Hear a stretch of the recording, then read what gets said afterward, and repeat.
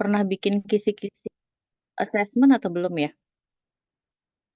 Belum Ibu, karena ke asesmen juga belum sama sekali. Oke, kisi-kisi assessment apa saja komponennya nanti kalian bisa searching aja apa saja yang ada dalam kisi-kisi assessment karena biasanya kan sebelum menyusun soal itu kita buat kisi-kisi dulu. Pada dasarnya sih tujuannya supaya soal yang kalian buat itu sesuai dengan tujuan pembelajaran yang sudah dirumuskan.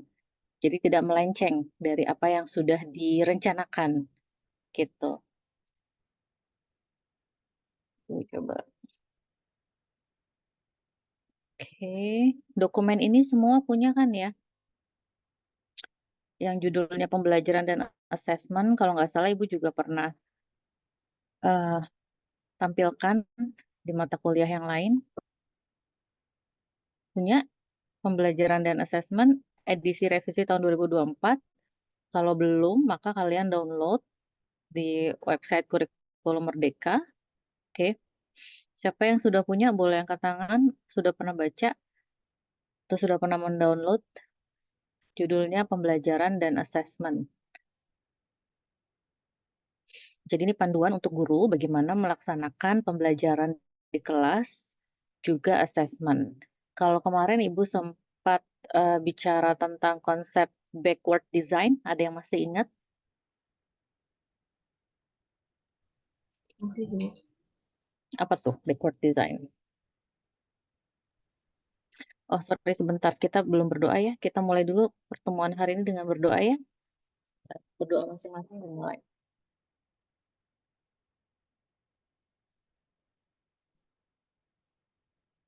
Oke, berdoa selesai. Oke, kita mulai.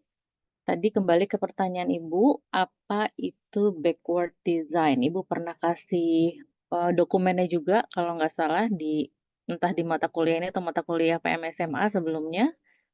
Siapa yang masih ingat?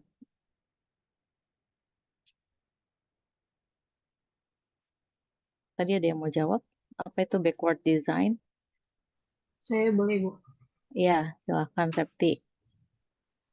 Backward design itu ini Bu, salah satu model desain pembelajaran yang fokusnya itu pada uh, tujuannya, pada akhir atau pengembangan kemampuan siswanya. Nah, seperti namanya itu kan backward design ya. Jadi Mhm, uh, ini tuh desainnya mundur gitu. Kita itu mulai mhm, dari akhir terlebih dahulu, yaitu tujuan yang mau kita capai. Jadi kita mhm, menentukan dulu tujuannya, apa sih yang mau dicapai dari pembelajaran ini, apa sih siswa itu harus mampu apa sih gitu. Jadi tujuan baru membuat asesmennya. Jadi jangan sampai kita buat tujuan pembelajarannya apa, tapi mhm. asesmennya itu salah, tidak merujuk ke tujuan seperti itu. Oke. Baru setelah itu merancang kegiatan pembelajaran ya. Iya, Ibu. Ya, jadi kalau kamu baca dokumen yang berkaitan sama kurikulum Merdeka, biasanya pertama itu memang menentukan tujuan dan alur pembelajaran. Langkah selanjutnya adalah merancang pembelajaran dan asesmen. Jadi itu menjadi satu kesatuan biasanya kalau dalam dokumen kurikulum Merdeka.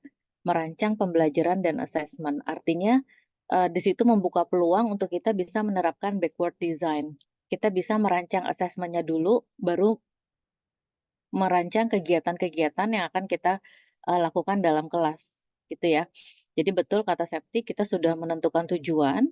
Agar tujuan ini tercapai, bagaimana cara mengukurnya? Kita buat soal assessment, ya, sehingga nanti assessment yang kalian berikan sesuai dengan tujuan yang sudah dirumuskan, seperti itu. Oke, nah di dokumen ini Ibu ingin kalian perhatikan di sini kan ada bab 1 pendahuluan, bab 2 prinsip pembelajaran dan prinsip assessment. Ini nanti tolong dibaca ya. Bab 1, bab 2, kemudian bab 3, bab 4. Nah, untuk pengolahan dan pelaporan hasil assessment mungkin kita nggak akan sampai sini pembahasannya ya, karena pelaporan hasil belajar lebih kepada nanti bagaimana guru menuliskan report kepada orang tua peserta didik gitu ya. Jadi coba silakan kalian baca nanti dari bab 1, 2, 3, 4, bagaimana prinsipnya, bagaimana perencanaannya, dan bagaimana pelaksanaannya. Nah, Ibu akan coba meng-highlight saja poin-poin penting yang nanti harus menjadi perhatian kalian saat kalian membaca dokumen ini ya. Nah, ini pendahuluannya, dokumen ini tentang apa, kemudian kita langsung ke assessment aja ya, karena bagian kita kan assessment setelah UTS. Cara menggunakan panduan, kemudian prinsip pembelajaran dan assessment. Nah, di sini keterkaitan antara pembelajaran dan asesmen. Jadi Ibu harap ini sudah dipahami oleh kita semua bahwa di sini berlaku panah dua arah. Sepertinya udah pernah kita bahas juga ya. Apa kaitannya antara perencanaan dengan pelaksanaan, kemudian asesmen. Apa artinya panah dua arah antara perencanaan dengan asesmen? Jadi artinya perencanaan mempengaruhi bagaimana dibuatnya asesmen, lalu hasil asesmen juga bisa mempengaruhi perencanaan untuk kegiatan selanjutnya, atau mungkin mempengaruhi bagaimana guru memberikan umpan balik untuk siswa. Tentunya hasil asesmen siswa yang rendah sama hasil asesmen siswa yang baik, maka umpan baliknya akan berbeda. Benar nggak? Coba beri contoh, bagaimana membuat umpan balik untuk siswa yang pinter.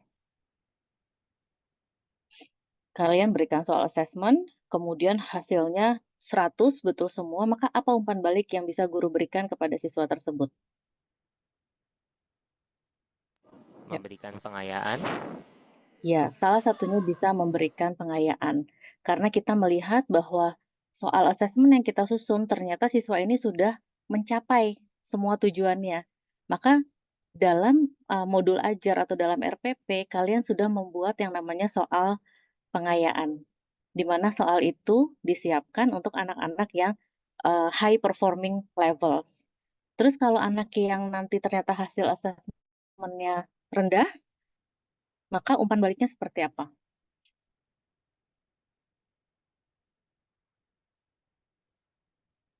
Gimana umpan balik untuk siswa yang rendah?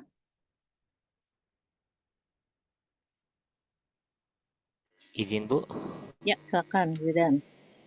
memberikan remedial. Ya, betul. Memberikan remedial. Atau remedial itu biasanya kan mengajarkan mengajarkan ulang ya, mengajarkan kembali konsep yang dia belum paham. Atau mungkin biasanya, beberapa guru juga menggunakan strategi menyusun soal yang, mmm, level kesulitannya lebih rendah untuk mengetahui ketercapaian siswa atau peserta didik tersebut tuh sebetulnya dia paham dasarnya nggak, gitu. Kalau dibuat lebih rendah levelnya, maka dia bisa nggak menyelesaikan soal itu. Jadi kemampuannya itu sampai di mana itu bisa diukur. Itu makanya guru perlu membuat kisi-kisi soal dari yang level kesulitannya rendah, sedang, dan tinggi. Tujuannya seperti itu, ya. Nah, di sini ada perencanaan pembelajaran, pelaksanaan pembelajaran, dan asesmen pembelajaran. Nanti kalau kalian baca dokumen ini lebih lanjut, ya, di sini sudah Ibu highlight.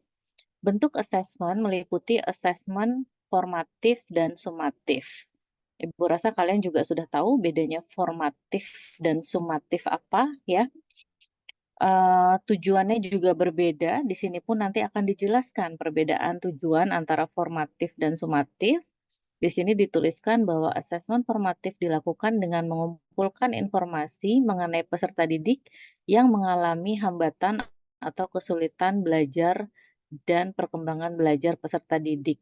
Nanti informasi tersebut digunakan sebagai umpan balik, ya, memberikan umpan balik kepada peserta didik yang mengalami kesulitan belajar.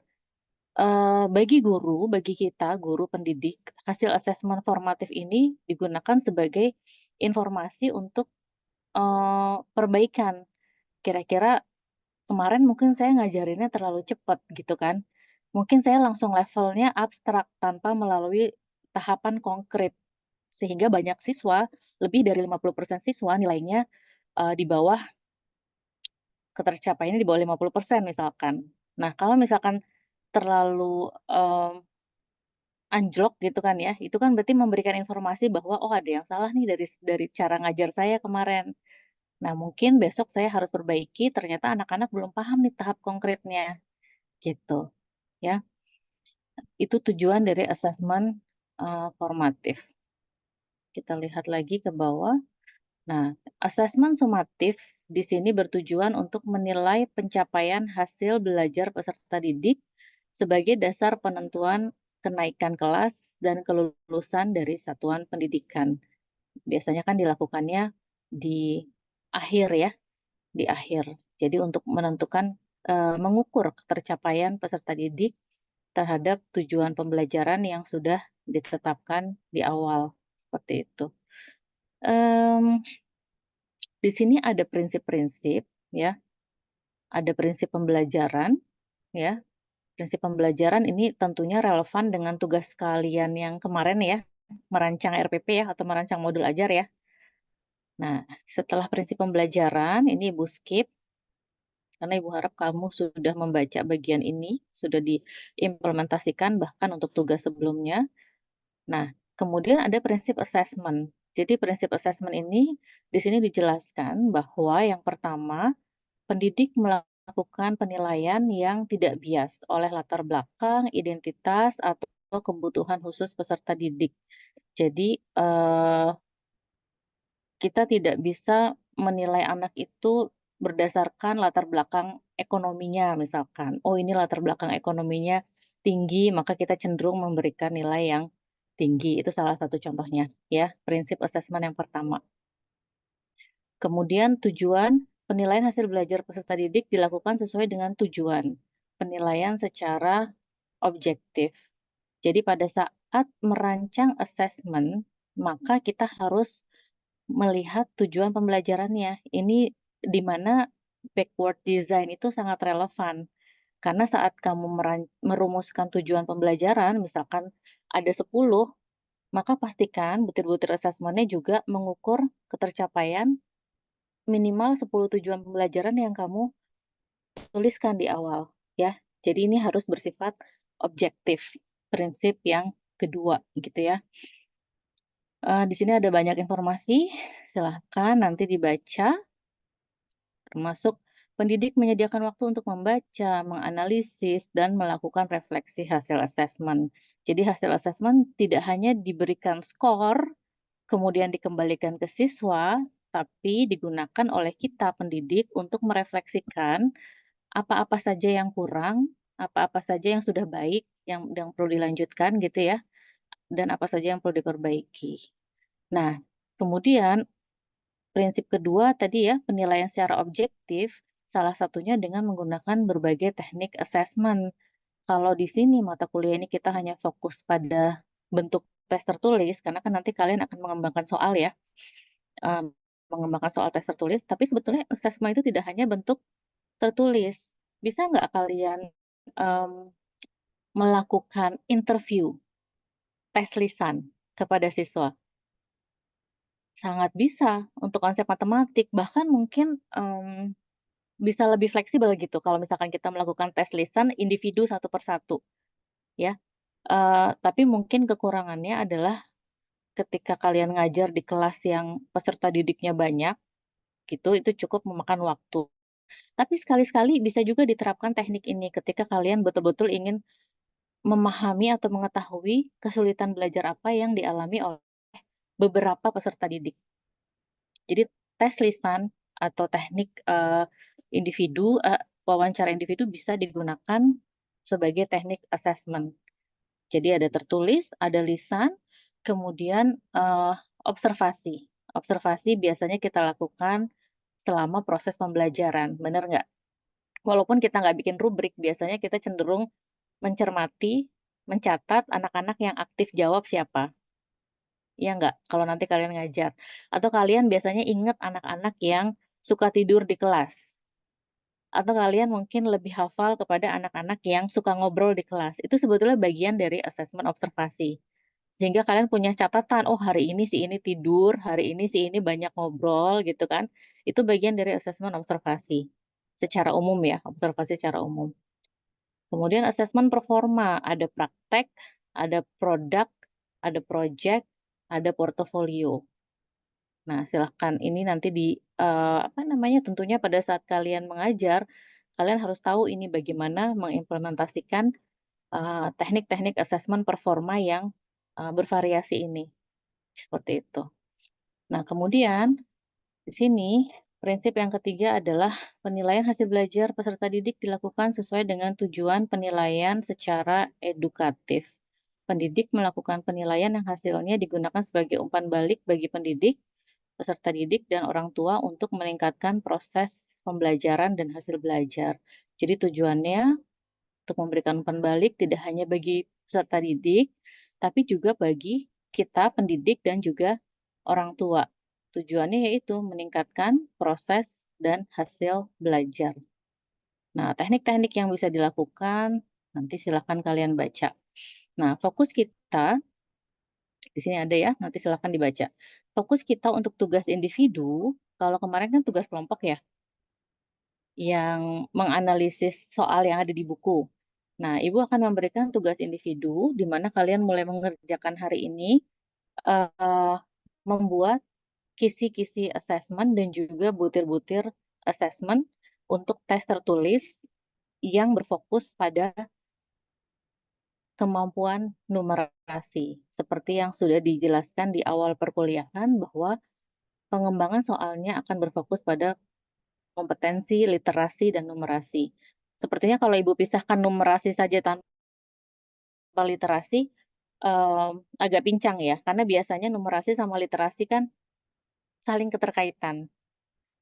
Misalkan kalian memberikan soal cerita kepada peserta didik, ya nggak? Soal cerita kan butuh kemampuan literasi untuk bisa memahami apa sih poin-poin penting dalam soal tersebut, apa sih yang ditanyakan dalam soal tersebut. Jadi sebetulnya memang dalam komponen numerasi di situ juga ada komponen literasi yang tidak terpisahkan, ya. Nah, bentuk soal numerasi seperti apa kemarin kita sudah bahas, kalian bisa mencari referensi dari berbagai sumber, disesuaikan dengan, kisi-kisi asesmen yang nanti kalian buat subjek atau topik tertentu,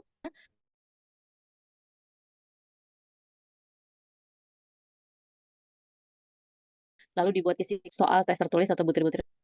Oke, ini prinsip assessment, kemudian di sini juga ada yang ingin Ibu sampaikan, capaian pembelajaran kalian sudah paham ya? Kalau di fase itu kan, akhir fase, fase A, B, C, D, E, F, di situ capaian pembelajaran yang harus dicapai oleh peserta didik. Ini adalah yang sering kali Ibu ulang-ulang ya, benar nggak? Bukan pertama kali Ibu menampilkan gambar ini, sudah berkali-kali, betul ya? Jadi memang, ini penting untuk dipahami dan dimaknai bahwa sebelum menyusun tujuan pembelajaran, capaian pembelajarannya dianalisis dulu. Karena itu bentuknya, seperti gelondongan gitu ya. Kamu harus mem-breakdown menjadi tujuan yang kecil-kecil, lalu disusun alurnya, mana dulu nih yang harus dicapai siswa, ya seperti itu. Baru setelah dibikin,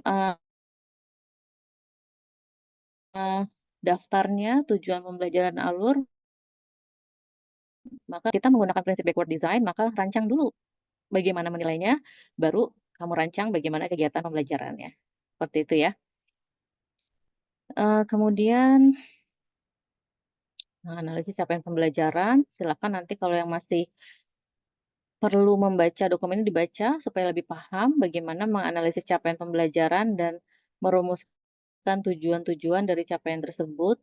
Tentunya buku, textbook yang ada itu bisa menjadi panduan kalian ya, untuk merumuskan tujuan.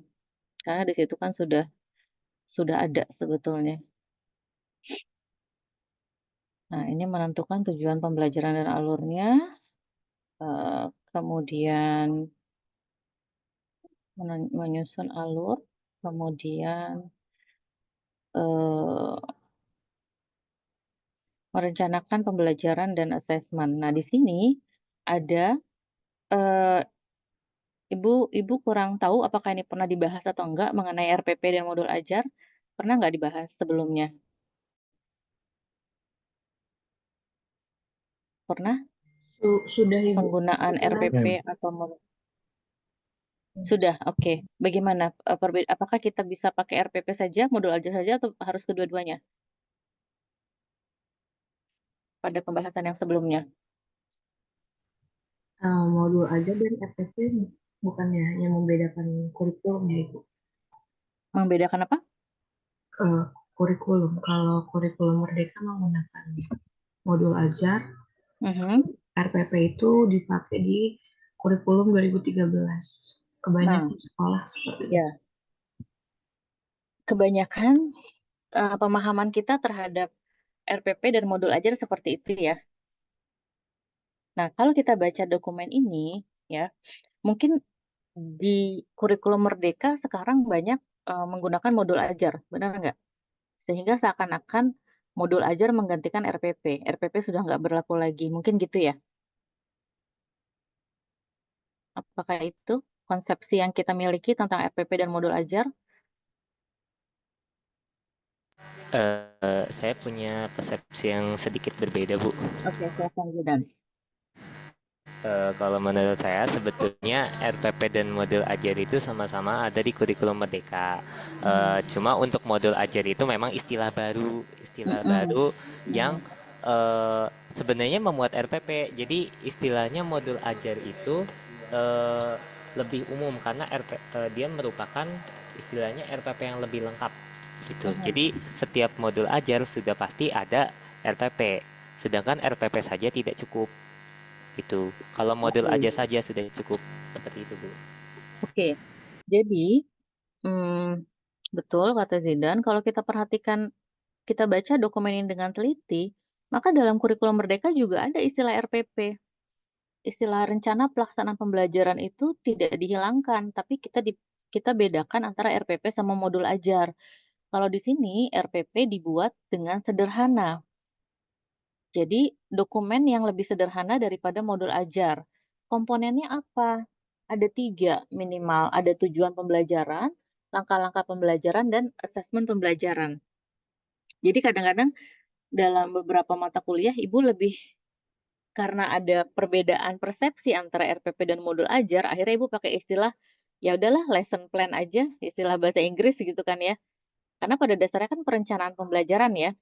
Nah, jadi RPP itu sebetulnya masih ada di kurikulum Merdeka, ya. Tapi ini minimum 3 komponen itu tadi, tujuan, pelaksanaan pembelajaran, langkah-langkah, dan asesmen.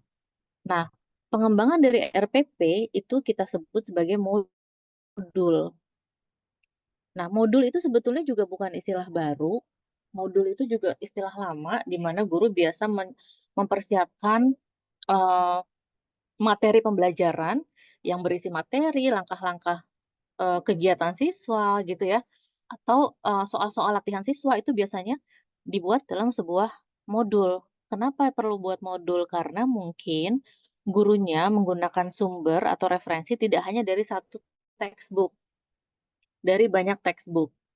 Sehingga gurunya perlu memformulasikan, oh untuk materi ini saya mau ngambil referensi dari internet, YouTube. Saya mau ngambil referensi dari website Khan Academy misalkan. Saya mau ngambil referensi dari eh, mau penilaiannya pakai project. Nah, itu semua biasanya rencana itu lebih detail ada di modul ajar.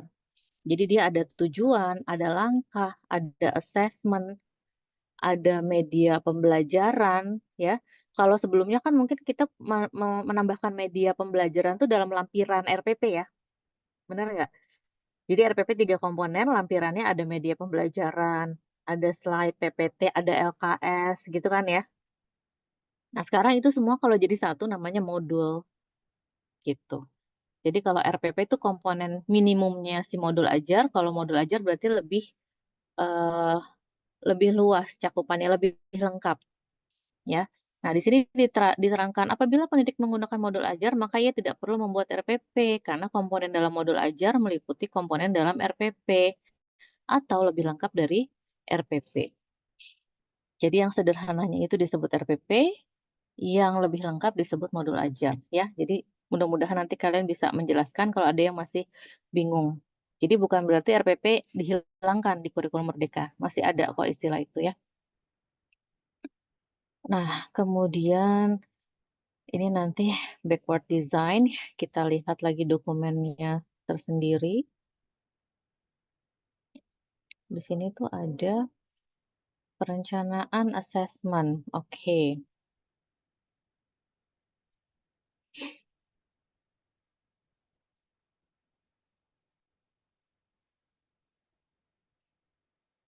Oke, jadi di sini nanti Ibu harap kalian baca ya. Jadi berikut pertimbangan dalam perencanaan assessment. Yang pertama, rencana assessment dimulai dengan perumusan tujuan. Tujuan ini berkaitan dengan tujuan pembelajaran. Sudah Ibu ulang-ulang tadi ya, bahwa tujuan pembelajaran dulu dirumuskan, baru dibuat butir-butir assessment. Setelah tujuan dirumuskan, pendidik memilih dan atau mengembangkan instrumen assessment sesuai tujuan.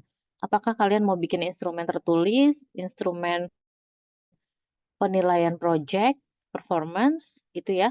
Nah, tapi dalam tugas kita kali ini kita fokus pembuatan instrumen tes tertulis. Oke?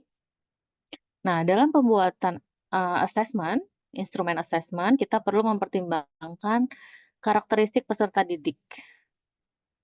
Mungkin kalian nanti yang ngajar di sekolah internasional yang sudah lebih high level, tentunya itu akan menentukan tingkat kesulitan soal. Berbeda dengan siswa di sekolah negeri yang mungkin performance-nya lebih rendah misalnya, hanya contoh saja, bukan berarti di negeri lebih rendah ya, bisa jadi di negeri juga bagus-bagus. Nah, tapi artinya karakteristik ini juga perlu menjadi pertimbangan utama. Yang kedua, kesesuaian asesmen dengan tujuan pembelajaran, ya, sehingga nanti hasil asesmen tersebut bisa dengan mudah memberikan informasi buat pendidik dan peserta didik untuk umpan balik. Oke.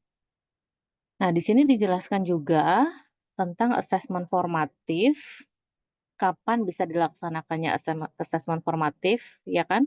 Kemudian juga ada asesmen sumatif ya. Nah, di sini ada contoh-contoh pelaksanaan asesmen formatif, kegiatan permainan ya, dan seterusnya dan seterusnya. Nah, di sini dijelaskan juga asesmen sumatif, yaitu asesmen yang dilakukan untuk memastikan ketercapaian tujuan pembelajaran. Ya, fungsinya apa? Sebagai alat ukur untuk mengetahui pencapaian hasil belajar, oke. Kemudian mendapatkan nilai capaian hasil belajar, oke. Kemudian menentukan kelanjutan proses belajar peserta didik di kelas atau jenjang berikutnya. Nah, untuk tugas individu, kita fokus membuat tes tertulis eh, yang bentuknya asesmen sumatif. Jadi kita akan mengukur dengan soal tersebut dapat digunakan untuk mengukur ketercapaian peserta didik akan tujuan yang sudah kita rumuskan. Oke. Nah, kriteria penilaian juga ada macam-macam di sini ya. Ada pakai rubrik dan seterusnya. Silakan nanti dipelajari.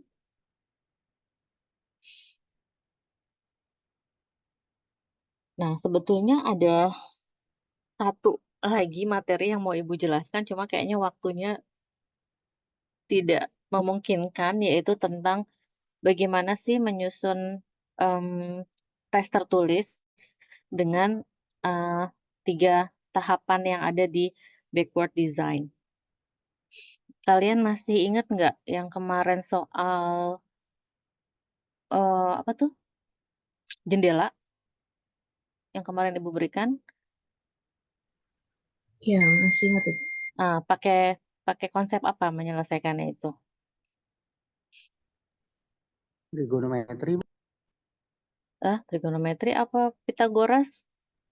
Kita Pitagoras sih, Bu. Pitagoras kan ya, untuk memastikan apakah apa soalnya kemarin? itu Benar-benar persegi panjang. Bener-bener Membuktikan Cari panjang bener. diagonalnya, Bu. Iya, maksudnya masalahnya itu kita mau menjawab masalah apa? Apakah jendelanya bentuknya persegi panjang gitu kan ya? Iya, Bu. Iya. Diketahui ukuran diagonalnya, ukuran lebar dan panjangnya. Nah, ternyata untuk menyelesaikan itu kan kita harus punya pemahaman bahwa persegi panjang sudut-sudutnya 90 derajat. Yang artinya tegak lurus. Ketika sudut tegak lurus, maka berlaku teorema Pitagoras. Sehingga di situ peserta didik dapat menerapkan teorema Pitagoras untuk ngecek apakah sudutnya siku-siku atau enggak. Ketika siku-siku, maka dapat disimpulkan eh, ketiga sudut lainnya juga siku-siku dan itu berbentuk persegi panjang. Nah, Ibu ingin mencoba mengaitkan soal itu dengan 3 kategori yang ada di sini. Di sini ada 3 kategori ya. Ada acquire, ada make meaning, ada transfer. Kira-kira soal yang tadi, persegi panjang jendela itu masuk ke kategori yang mana?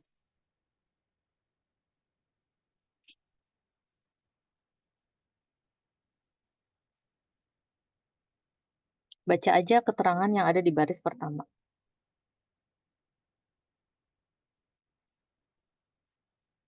Acquire, make meaning, atau transfer.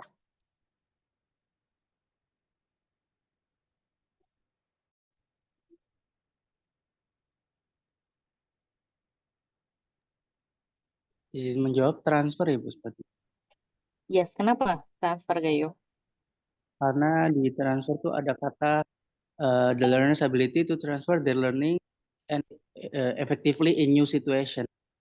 Jadi menerapkannya di situasi nyata.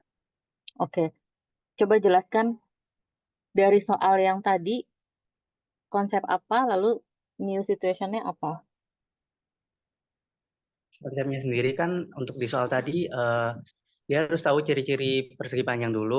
Habis itu kalau udah tahu ciri-ciri persegi panjang, kemudian ke Pitagoras untuk mengetahui si apakah benar nih si jendelanya tadi maaf persegi panjang.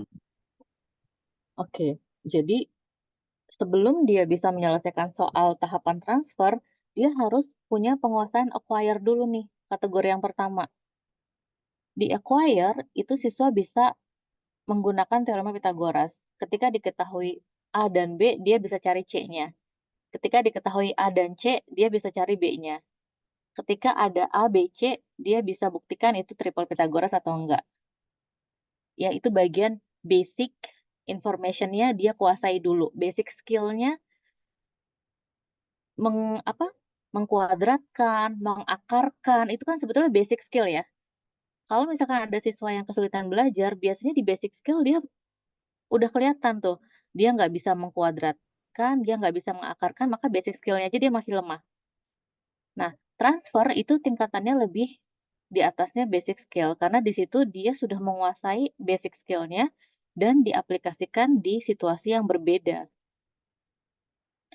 Situasi yang berbeda itu bisa di situasi konteks nyata, atau bisa juga di pemahaman konsep yang lebih lanjut. Bisa berikan contoh nggak pemahaman konsep yang lebih lanjut menggunakan teorema Pitagoras tuh kira-kira apa?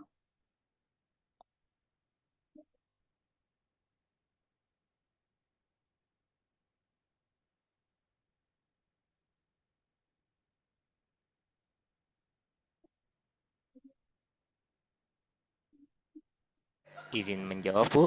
Iya, Zidan, silakan. Kalau menurut saya menentukan jarak dalam ruang. Yes. Nggak usah ruang deh, 2 dimensi juga kan? Iya nggak?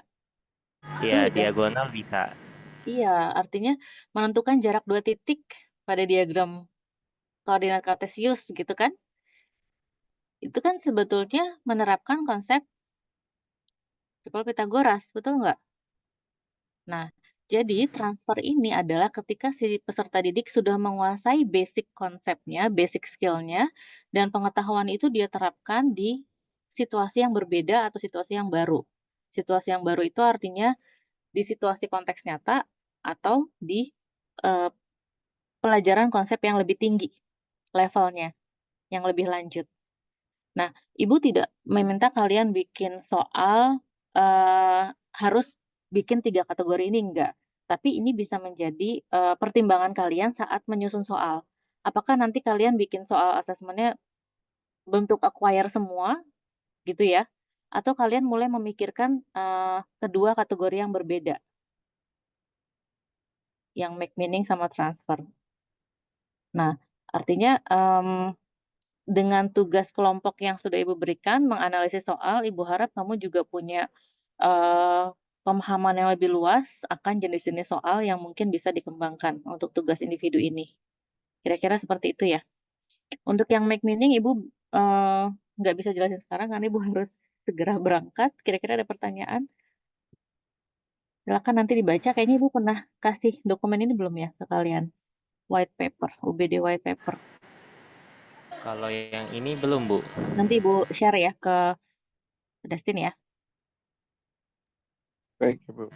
Oke. Ada pertanyaan? Saya mau bertanya, Bu. Silakan. Ini lebih ke terkait teknis tugasnya. Jadi untuk Oke. bentuk soalnya tuh dibebaskan. Tes tertulis. Maksudnya pilihan ganda atau pilihan ganda kompleks atau uraian. Iya, betul. Itu bebas. Itu bebas Bebas. karena memang di kemarin Ibu sempat katakan ada berbagai bentuk soal ya. Ya. Jadi silahkan kalian variasikan bentuk-bentuk soal gitu. Sekalian kalian juga eh, mencoba mengkreasikan soal selain bentuk pilihan ganda yang multiple choice yang biasa kan ada banyak jenis multiple choice ya. Ya. Nah, kalian bisa coba mengembangkan jenis soal yang seperti itu. Karena kalau uraian atau isian kan sebetulnya kalian tinggal menyusun instruksinya saja kan ya. Nah, tapi kalau udah pilihan ganda majemuk gitu kan ya, udah model soal kategori dan lain-lain, maka itu mm, perlu memikirkan pilihan-pilihan jawabannya seperti apa. Jadi mungkin Ibu berikan ini aja kali ya, minimal 2 jenis bentuk soal gitu aja. Jadi kalian bisa melihat bentuk soal yang berbeda selain esai. Kalau esai kan otomatis pasti harus ada ya, yang enggak untuk kita melihat bagaimana cara dia ngerjain. Walaupun nanti soalnya pilihan ganda, kalau kalian memberikan kertas untuk coret-coretan itu jadi informasi kalian nanti itu juga bisa. Jadi minimal 2 bentuk soal ya, Zidan. Baik, Ibu. Hmm. Selanjutnya untuk batasan minimum kisi-kisinya berapa soal? Ibu belum memikirkan minimumnya berapa ya? Hmm, bisa nggak kalian lihat dari bab itu mungkin kalian bikin soal untuk satu subbab aja. Jadi kalian pilih satu subbab aja dan kalian buat soalnya. Jadi bikin soalnya atau kisi-kisinya, Bu? Kisi-kisi dan soal dong. Oh, berarti sekalian. Iya, kisi-kisi kan juga untuk mengarah ke soal ya. Kisi-kisi dan soal. Oh baik. Berarti belum belum ada ketentuan ya berapa minimalnya? Atau mungkin didiskusikan dulu? Nanti ya, nanti Ibu akan apa namanya berikan informasi lanjutan ya tentang itu ya. Oke. Tapi yang pasti kamu coba lihat dari buku gitu ya. Paling tidak dari satu bab itu nanti ada yang bisa eh, kalian cermati soal-soalnya. Oke. Tadi Septi Nanti apa kita jadi lanjutkan bertanya? lagi mungkin ya Oh, sambil Ibu di oh, jalan ya. Nanti izin Ibu oh baik. join Zoom lagi ya. Oh Oke, baik. sekarang Ibu live dulu. Silakan kalian pikirkan dulu. Tadi tugas yang Ibu berikan mungkin kurang lebih setengah jam lagi nanti Ibu akan join lagi. Oke? Oh baik. Baik Ibu. Waalaikumsalam.